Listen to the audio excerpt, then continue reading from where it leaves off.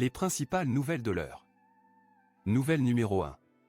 Tournant choquant, la Russie commence à construire ses propres drones Shahed et intensifie ses missiles, ce que l'intelligence de l'Ukraine affirme.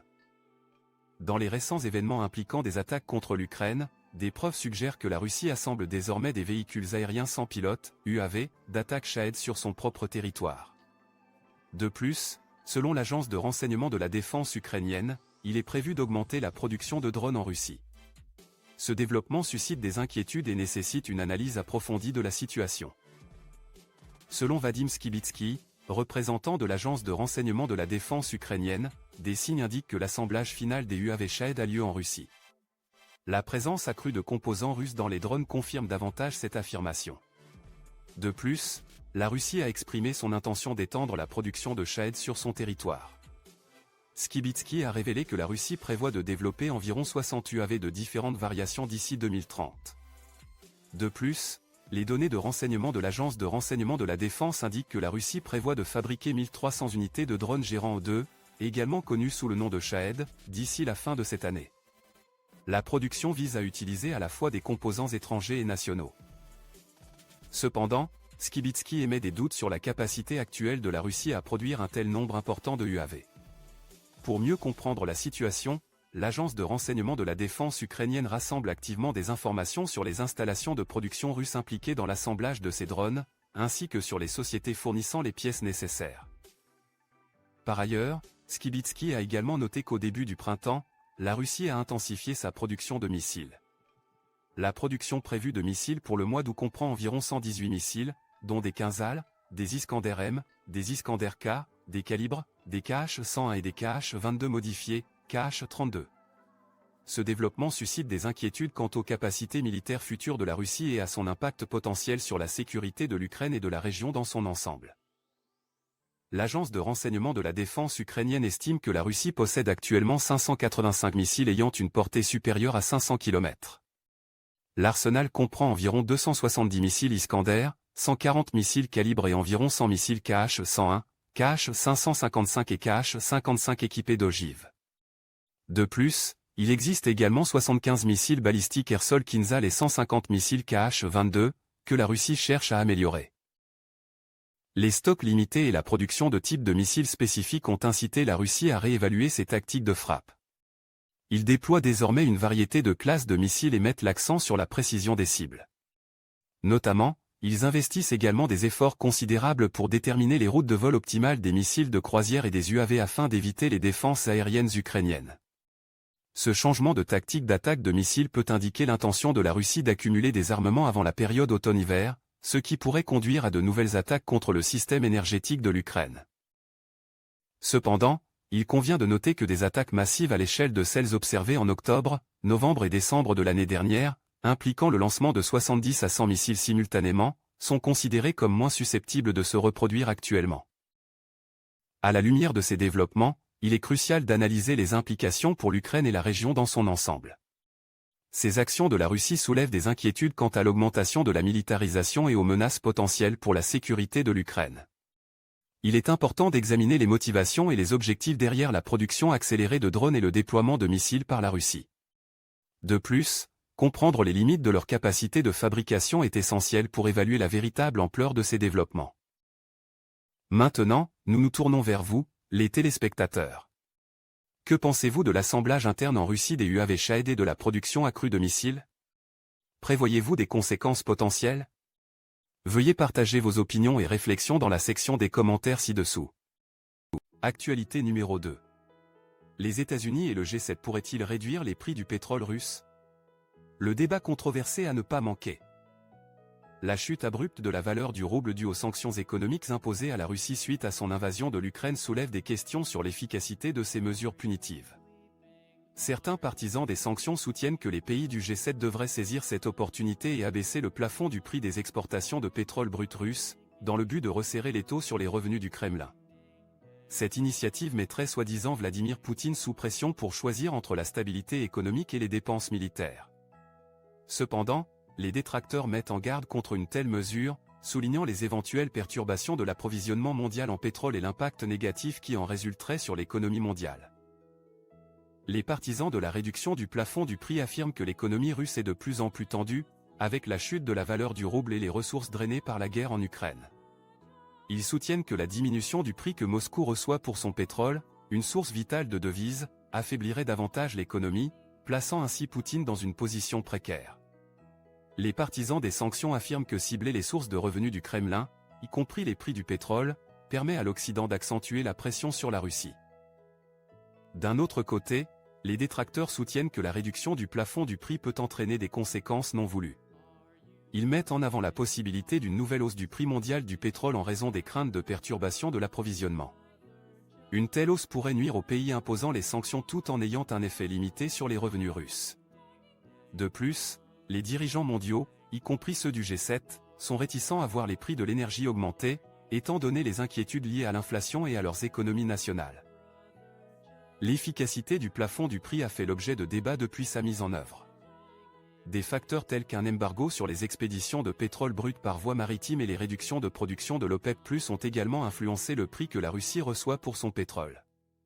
Malgré le plafond en place, le mélange d'Ural, principale exportation pétrolière russe, est négocié en dessous de $60 le baril. Le G7 a cherché à limiter les revenus russes tout en maintenant les flux de pétrole sur les marchés mondiaux, craignant de graves répercussions économiques si la Russie réduisait considérablement ses exportations. Les détracteurs affirment que le plafond du prix s'est révélé moins efficace que l'embargo sur les expéditions de pétrole par voie maritime, car il n'a pas réussi à affecter significativement les revenus d'exportation pétrolière russe. Ils estiment que le niveau du plafond de $60 par baril est souvent sans conséquence et son application reste insuffisante. Les tactiques de contournement russes, telles que l'inflation des coûts de transport et l'établissement d'infrastructures parallèles, ont réduit l'efficacité du plafond. De plus, les experts avertissent qu'une baisse du plafond pourrait entraîner une augmentation des contournements, rendant son application extrêmement difficile, surtout si les prix mondiaux du pétrole augmentent. Le dilemme concernant le plafond du prix du pétrole russe constitue un défi complexe pour les gouvernements occidentaux. Le débat sur l'efficacité du plafond se poursuit, sans consensus sur son impact réel. Alors que les partisans soutiennent que la réduction du plafond du prix pourrait nuire davantage à l'économie russe, les détracteurs doutent de l'efficacité d'une telle mesure et soulignent les conséquences négatives potentielles pour l'approvisionnement mondial en pétrole et l'économie mondiale. Les experts proposent des mesures alternatives pour renforcer l'efficacité du plafond du prix, comme la création d'une liste blanche de négociants et courtiers autorisés pouvant fournir des informations sur les prix, ou l'interdiction de la vente de pétroliers à des acheteurs russes ou non divulgués. Cependant, ces propositions présentent également leurs propres limites et défis. Pour favoriser une discussion robuste et informée sur ce sujet, les spectateurs sont invités à partager leurs opinions dans la section des commentaires ci-dessous. Quelle approche pensez-vous être la plus efficace pour gérer le plafond du prix du pétrole russe? Est-il nécessaire de trouver un équilibre entre la pression économique sur la Russie et les perturbations potentielles sur le marché mondial du pétrole? Nous attendons avec impatience vos idées et perspectives. Nouvelle numéro 3. Changement de donne, pourquoi la Chine pourrait faire fortune si les BRICS abandonnent le dollar? Le récent sommet des BRICS qui s'est tenu à Johannesburg, en Afrique du Sud, a suscité un intérêt en raison de la proposition d'échanges commerciaux dans les monnaies locales entre les pays membres. Les BRICS, composés du Brésil, de la Russie, de l'Inde, de la Chine et de l'Afrique du Sud, se sont imposés comme un bloc influent défiant la domination du dollar américain, USD, dans les transactions internationales. Parmi toutes les monnaies locales des BRICS, il est fort probable que le renminbi chinois, RMB, émerge comme la monnaie préférée, alignée sur les intérêts plus larges de la Chine. Cet article explorera les implications de cette proposition, la croissance des BRICS en tant que bloc commercial et son impact potentiel sur le paysage financier mondial.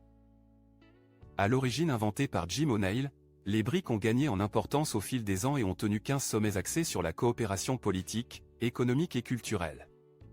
En 2015, la Nouvelle Banque de Développement, NBD, a été créée pour offrir un soutien financier aux infrastructures et au développement durable dans les marchés émergents. Historiquement, les BRICS n'ont pas attiré une attention significative de l'Occident jusqu'à ce que la pandémie de Covid-19 perturbe les chaînes d'approvisionnement mondiales et mette en évidence l'importance des liens régionaux et des blocs. La guerre entre la Russie et l'Ukraine qui a suivi a renforcé la nécessité d'alternatives au système financier existant, suscitant un intérêt renouvelé pour les BRICS. Alors que les pays des BRICS cherchent à défier l'hégémonie du dollar américain, la proposition de régler les échanges internationaux dans les monnaies locales a attiré l'attention. L'analyse du portefeuille de prêts de la NBD révèle que la majorité des prêts sont libellés en dollars américains, suivis du RMB. La part PIB collective des BRIC en pourcentage du PIB mondial est passée de 12% en 2001 à 26% en 2022, avec une croissance correspondante des exportations et des importations. Les échanges intra-BRIC représentent 10% du commerce total au sein du bloc. Alors que l'idée d'introduire une monnaie commune des BRIC est apparue plus tôt, l'idée de régler les transactions dans les monnaies locales semble plus faisable.